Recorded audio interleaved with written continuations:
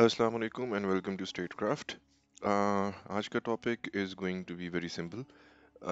लोगों के क्वेश्चन मैं काफ़ी फोरम्स पे पढ़ रहा था कि VT4 टैंक की परचेज पाकिस्तान ने की है, कोई 176 के करीब शायद इनको डिलीवर हो गए हैं हमें, और 300 के करीब हमने ऑर्डर दिया हुआ है। तो अगर हमारे पास अपना पाकिस्तान का बना हुआ अल खालिद मेन बैटल टैंक मौजूद है, उसके ऊपर हमने अल खालिद 1 भी बना लिया है, तो हम अल खालिद 2 का वेट क्यों नहीं कर रहे और हम क्यों डायरेक्टली VT4 के ऊपर हम छलांग मार रहे हैं? ऐसी कौन सी खसूसियात है उस टैंक के अंदर?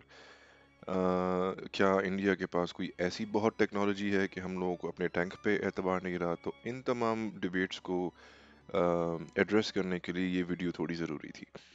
अच्छा, पहले तो जी एक चीज़ को ज़रा समझ लें कि जो टैंक्स का वॉरफेयर है दुनिया में, ये कम से कम होना शुरू हो गया है।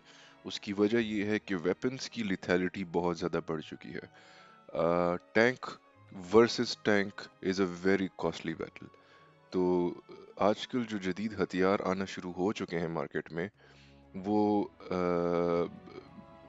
by using very simple ways and techniques without even the use of a tank, आप एक टैंक को तबाह कर सकते हैं। माइंस तो पहले से थी, लेकिन I am talking about projectiles. For example javelin, जो कि अमेरिका का एक एंटी टैंक मिसल है, इसको ATGM भी बोलते हैं, एंटी टैंक गाइडेड मिसल। पाकिस्तान के पास बख्तर शिकन नामी एंटी टैंक गाइडेड मिसल है, और इसके अलावा और भी वेरिएंट्स हैं। इसी तरह इंडिया पिछले 15-20 सालों से इस टेक्नोलॉजी पे बहुत काम कर रहा है। इन्होंने लोकली काफ़ी टेक्नोलॉजी बनाई है, जो जो जो मिसाइल है वो डिफरेंट प्लेटफॉर्म से लॉन्च किया जा सकता है।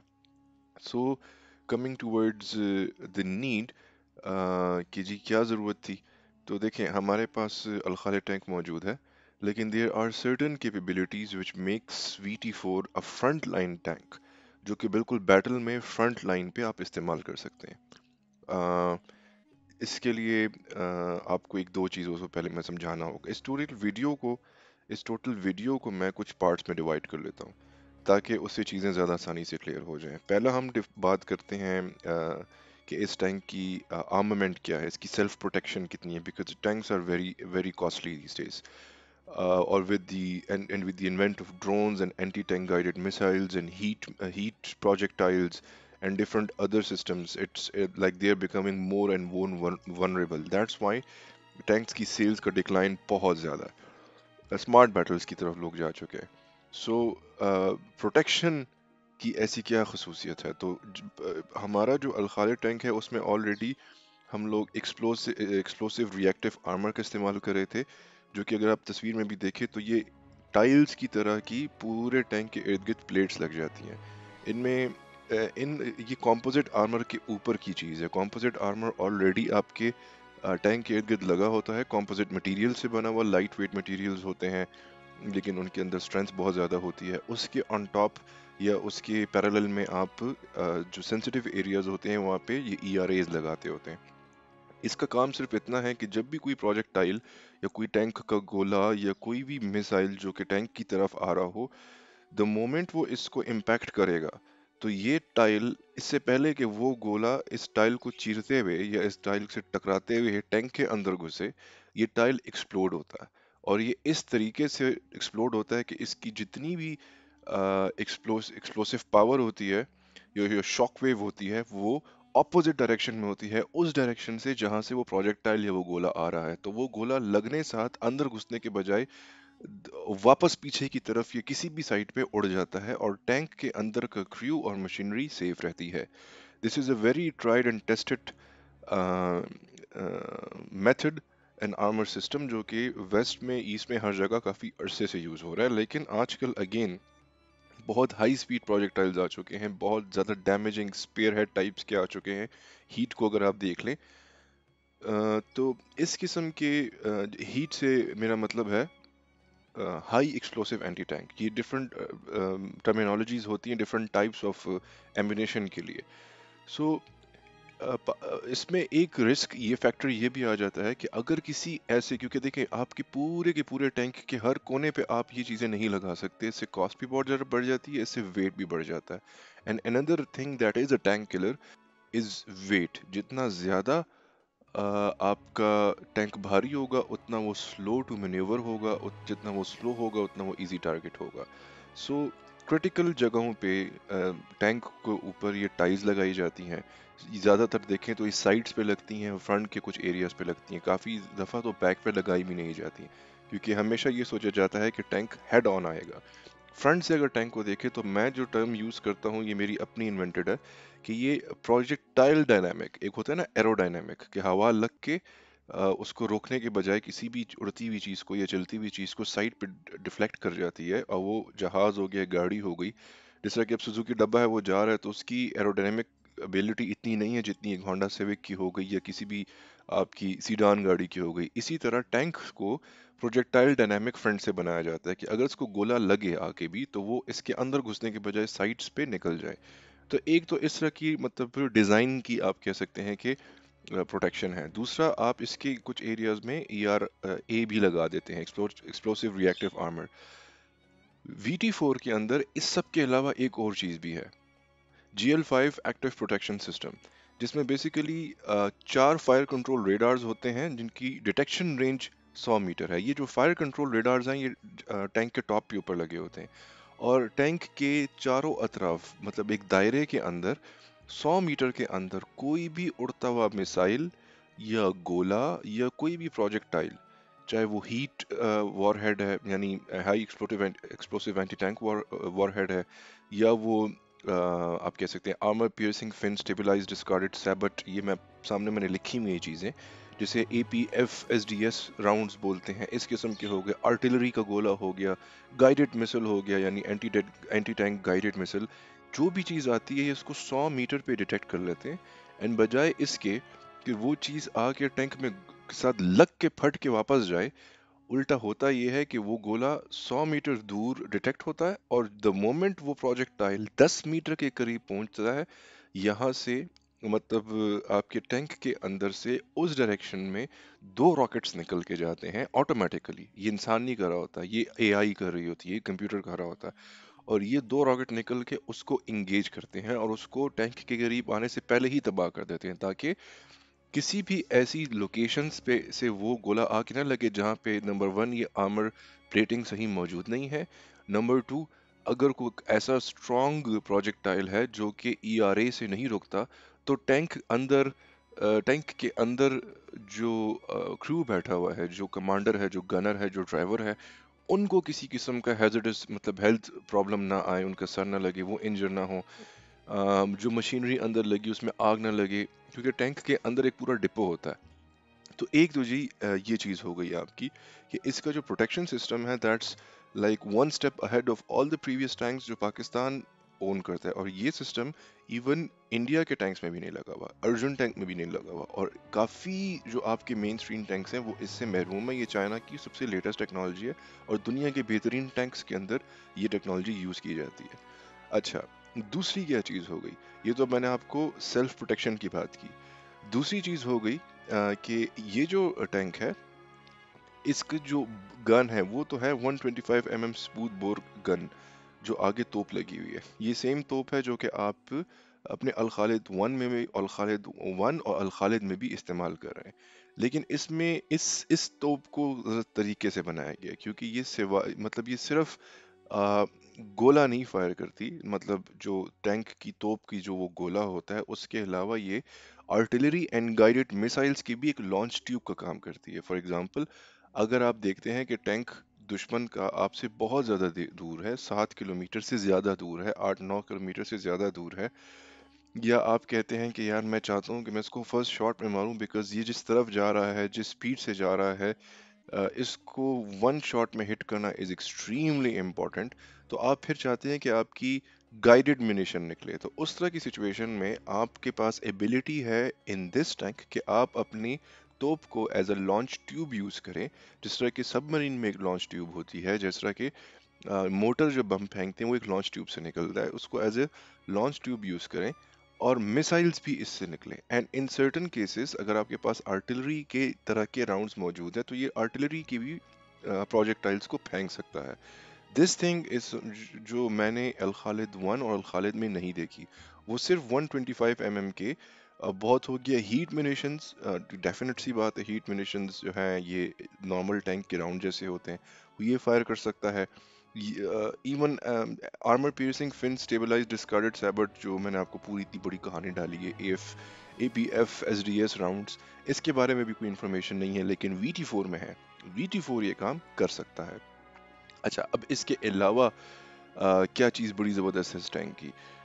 ये वो वाहिद टैंक है, मतलब as compare to Al Khalid and Al Khalid one. Al Khalid जब आया था तो उसमें night vision and thermal capability and वो सारी चीज़ें मौजूद थी, लेकिन आप याद करें वो टैंक अर्ली 2000s में आया था। तो उसका एक अपग्रेडेड वर्जन अल खालिद वन में हम उससे ज़्यादा थोड़े एडवांस, जिस तरह जहाज़ में एवियोनिक्स होते हैं, तो उसी तरह के इलेक्ट्रॉनिक्स जो कि टैंक में लगे हुए हैं, हमने उसका एक ग्रेडेड वर्जन अल खालिद वन में लगाया। लेकिन चाइना हमसे बहुत आगे।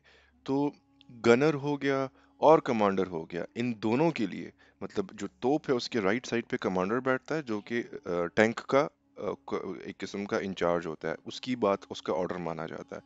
और टैंक की जो तोप है इसके लेफ्ट साइड पे आपका गनर बैठता है, जिसका काम ये होता है कि जब टारगेट कमांडर ने आइडेंटिफाई कर लिया तो गनर उसको एंगेज करेगा।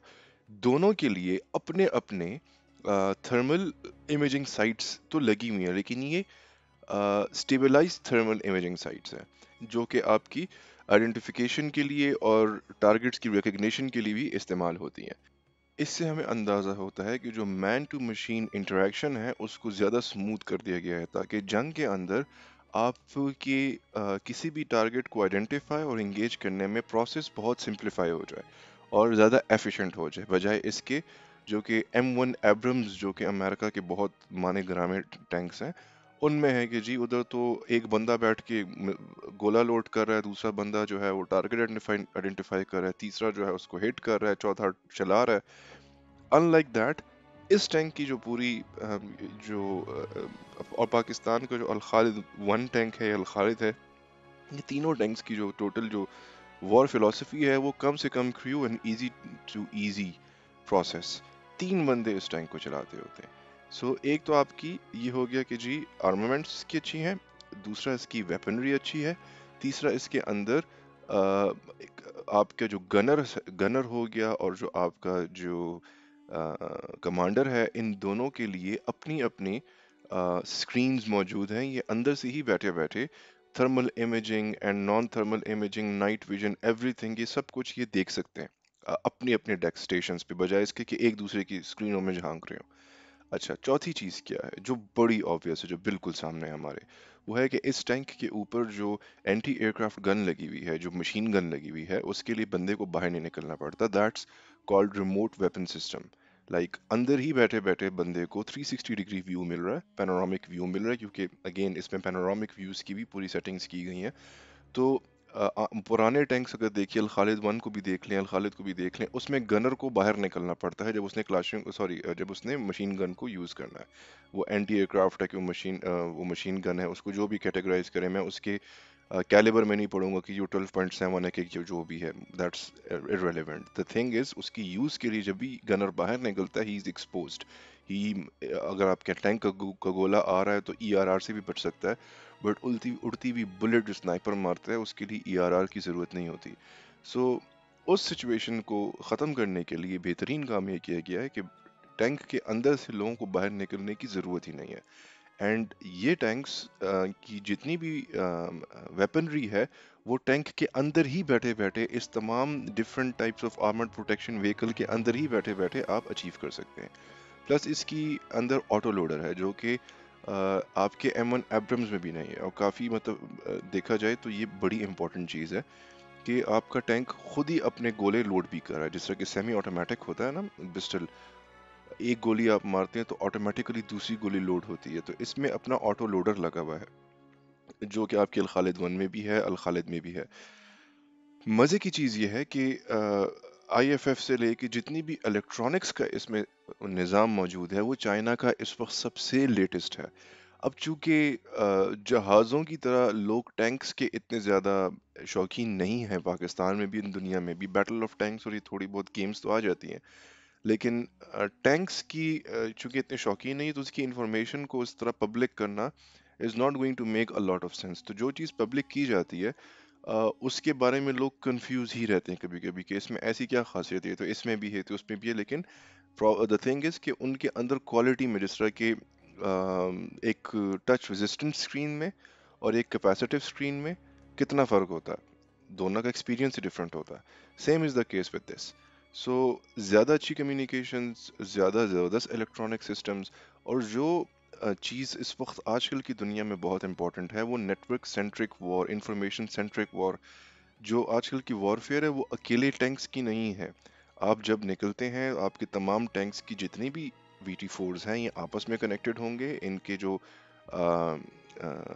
जो कमांडर्स हैं वो एक ही कमांड सेंटर को रिपोर्ट कर रहे होंगे, और फिर वही कमांड सेंटर एयरफोर्स के साथ भी लगा होगा, वही कमांड सेंटर ग्राउंड ट्रूप्स के साथ भी लगा होगा, एयर डिफेंसेस के साथ भी लगा होगा। तो आपकी जो पूरी वॉर में आपकी जो जितनी भी फोर्सेस डिप्लॉयड है they act like a single organism. इस उस चीज के लिए लेटेस्ट टेक्नोलॉजी से मुराद 5G एंड जो भी इस तरह की चाइना ने इन्वेंशंस की हुई हैं उनको उसने वॉर थिएटर में डिप्लॉय किया है। और पाकिस्तान चूंकि चाइनीज मिलिट्री के साथ एज एन एक्सटेंडेड आर्म काम करने का सोच रहा है, और जो जिसकी ज़रूरत भी है based on the kind of relationships we have with China, तो टेक्नोलॉजी की आपस में collaboration से ज़्यादा interoperability is very important. So this is one next step in interoperability, and let me assure you कि जब हम इससे जो हमारा एक्सपीरियंस होगा उससे हमें R&D करने में ज़्यादा हेल्प मिलेगी कि what are the latest benchmarks। ठीक है, AC चाहिए था वो भी लग जाएगा, वो उसमें लगा हुआ है। So all the latest benchmarks that we need for our Al Khalid 2 main battle tank, we are going to get those benchmarks out of this tank. बाकी कुछ फीचर्स हो गए, for example grenade launchers, for example the ability to survive a nuclear attack in all those kind of situations, वो आपके अल खालिद में भी थे, अल खालिद 1 में भी थे। ये अंडर वाटर जाना 5 मीटर्स, 6 मीटर्स, ये सब चीज़ें वो चीज़ें जो आपके पुराने टैंक्स में भी थी। मैंने उन चीज़ों के ऊपर फोकस किया है जो आपके VT4 टैंक के थ्रू आपको मिलती हैं। जस्ट टू समराइज, जो आपका टैंक है इसकी वेपनरी ज़्यादा, आप इसमें एडवांस किस्म की इस्तेमाल कर सकते हैं VT4 में।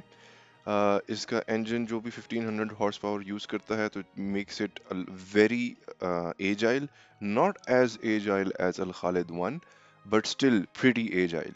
Number three, it has advanced electronic systems, advanced communication systems.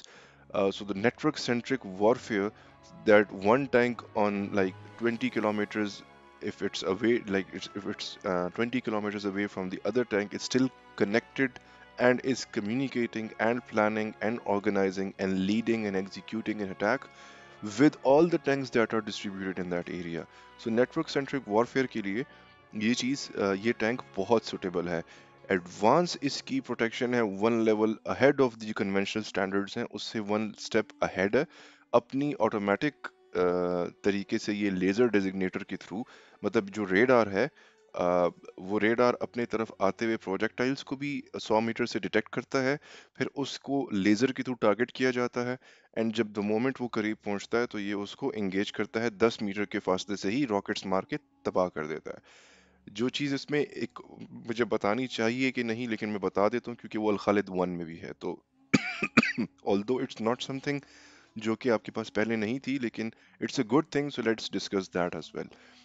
This tank also has an ability कि जब इसको ट्रैक किया जा रहा हो तो ये हंटर किलर जो टर्मिनोलॉजी इस्तेमाल होती है कि हंटर किलर है, उसका मतलब ये है कि द मोमेंट आप इसके ऊपर लेज़र रेंज फाइंडर यूज़ करते हैं, जिससे आप इसके रेंज फाइंडर स्नाइपर्स, जो लोग स्नाइपिंग के शौकीन हैं, ये जो लोग शिकार तो ना कहें लेकिन हाँ स्नाइपिंग कह दें, शिकार में भी इस्तेमाल होता है रेंज फाइंडर, जो इसके शौकीन है उनको समझ आएगी इस चीज़ की कि ये एक डिवाइस होती है जिससे आप किसी भी टारगेट का डिस्टेंस मालूम करते हैं, एंड देन आप अपने जो भी वेपन है उसको, उसकी जो स्कोप है या जो साइटिंग ऑप्टिकल सिस्टम है उसको उसके हिसाब से एडजस्ट करते हैं।